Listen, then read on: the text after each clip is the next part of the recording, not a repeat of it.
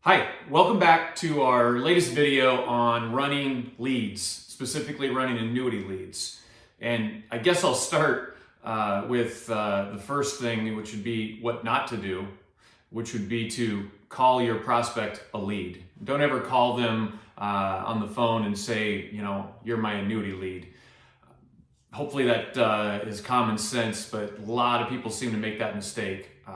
Don't ever call them that. When it comes to running annuity leads, it's an art form.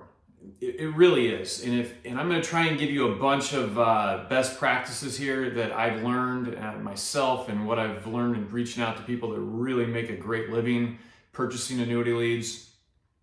And the one common denominator about all those people is they really do treat it like a science. They treat it like an art form.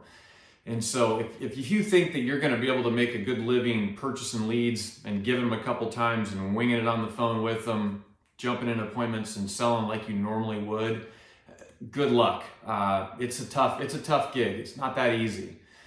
So let's start out really with what would be phase one, which would be connecting with these leads. And that all by itself is a tough stage. The goal would be to get, I think a great goal would be if you got a hold of 75% of the leads you purchased, you're doing really, really well. But there's no way you're going to get a hold of 75% of the people, the leads you purchase, if you don't have a system in place or how you're going to get a hold of them. So let me talk with you about, I guess, just that first part of how do we get a hold of people and what's our little step process to connecting with them. The most important thing I can tell you is if you get an email with a lead come through, short of being at the altar, getting married, or having a baby, I would call them instantaneously.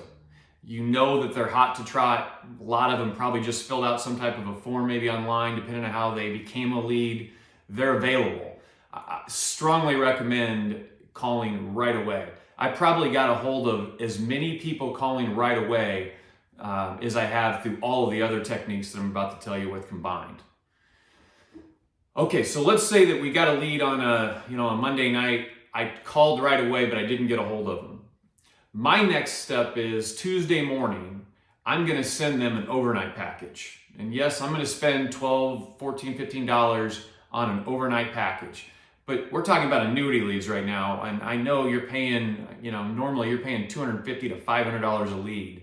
So what's another 10 or 15 bucks to increase your conversions? I want to send that out same day if I can, but if not, the very next morning. And what's included in that packet? First of all, again, it's an overnight. You're dealing with seniors. They're going to take that more serious. You're going to seem more credible. In that overnight package, it's not a lot. In mine, what I put in there is I've got a cover letter just explaining what's in the packet. Behind that, I've got my bio with a nice picture of me and my suit and a little breakdown of who I am and what my accomplishments are. Anything about my company I might want to tell them. Then I give them my sales process. So what to expect from this point forward, really important. I'm going to break down that sales process part here specifically here in just a minute. But that's a really important part that I think needs to be included in this overnight packet. And then, maybe you want to put a little meat and potatoes inside of it. I literally have a 2-page document that I made up that's really kind of the history of annuities. Just gives them a little intel about the different kinds of annuities and how they work. The content, is good to have in there. I definitely think the process is important to have in there. But really, it's something to talk about, and hopefully when your phone dials their phone again, they're going to recognize the number on your cover letter and know that you're calling. So let's say now we've got a hold of them, and there's really, I missed a step. So after we've sent that packet out, now we got to call again, right? And this is a lot of people have different opinions about this. Myself, I would probably call a couple, 3 times after I know they've received my overnight package, maybe once in the morning, once in the evening, maybe once the following day on the afternoon, and then I'd probably shut it down for a minute. I'd probably after that maybe send an email to them if I've got their email address. And then maybe I follow up 1 or 2 more times over the next 2 weeks before I really slow that pace down. And, then I may only be connecting with them, once every couple weeks trying to make a phone call. But like I told you in the last video, you have to be aware that these people, some of them are not hot to trot and want to buy an annuity today. So we'll talk about that again here in a second, going at their pace. But you don't want to just bombard them, especially from the same phone number over and over again, right after you get this lead. So let's assume we've talked to the people. Now our next step is, what our major objective now is to get in front of them, right, and get a real appointment. So I want to talk to you about the structure of the phone call once you've talked to these people or once you've got them on the line. I've got it broke down into 4 parts of what your call should look like. Number 1, you better have a written out, powerful introduction. Tell them who you are. Obviously explain to them that, that they responded, to this email or this TV commercial or however you got the lead. And explain to them you'll be the one sending out the information that they requested. You got maybe on this call, maybe 60 to 90 seconds to build credibility. Let them know that you know your stuff.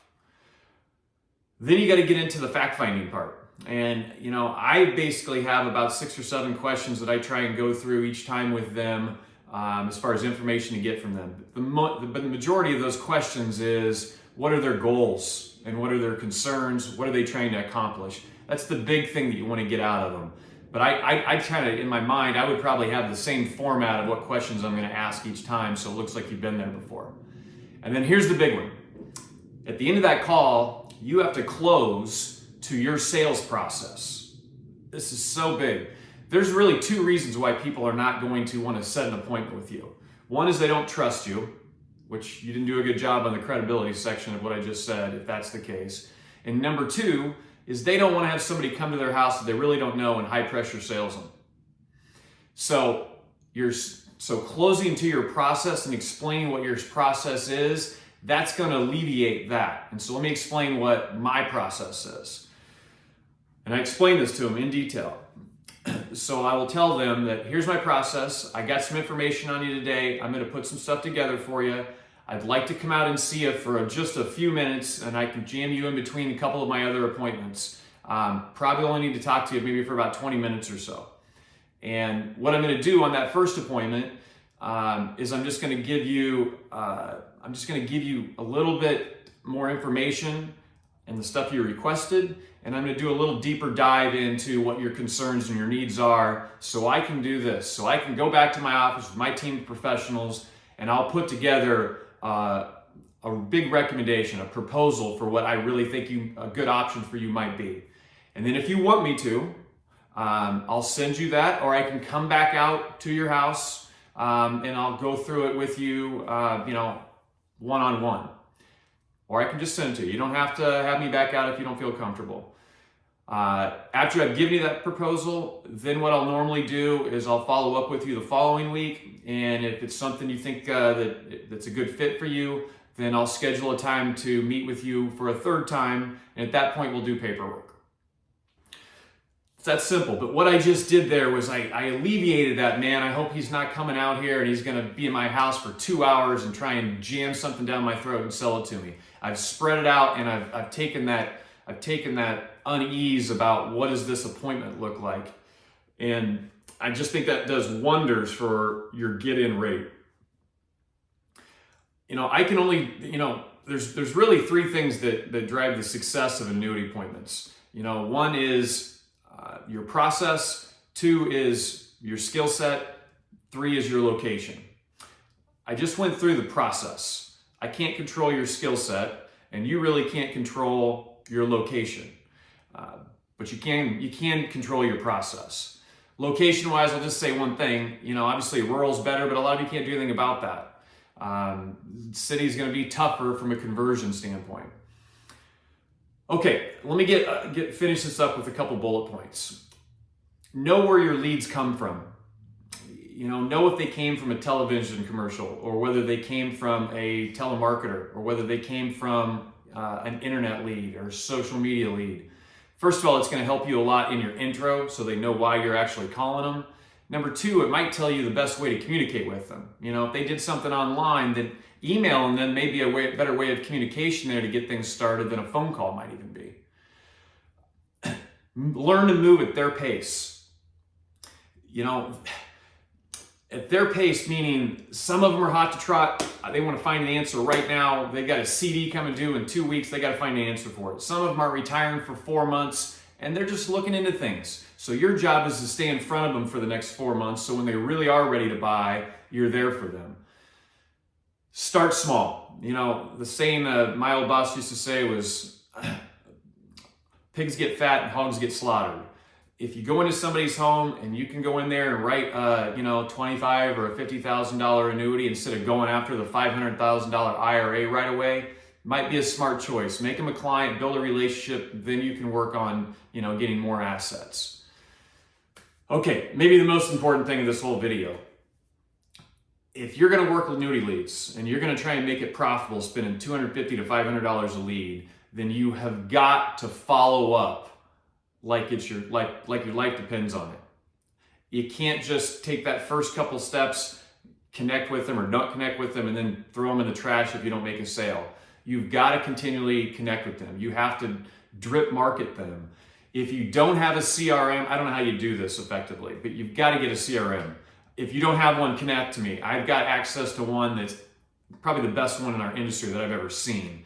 But you've got to be able to have a CRM, in my opinion, that will keep track of all of these people that you can set up drip marketing to, that does all the work for you behind the scenes to reach out to them on a monthly basis so that you're still front of mind when they are ready to purchase. Or even those that you never actually connect with that never know might find the real need and the urge 2 months down the road. And if they still have your information, may come back to you. Listen, I hope this helps. I definitely am open to taking questions. Just leave comments or questions on here if I can help you more with your annuity leads or sales. I think that a lot of this content's been proven by some of the best producers in the country. I hope you give it a try. Let me know how it works for you. Thanks for your time. Bye-bye.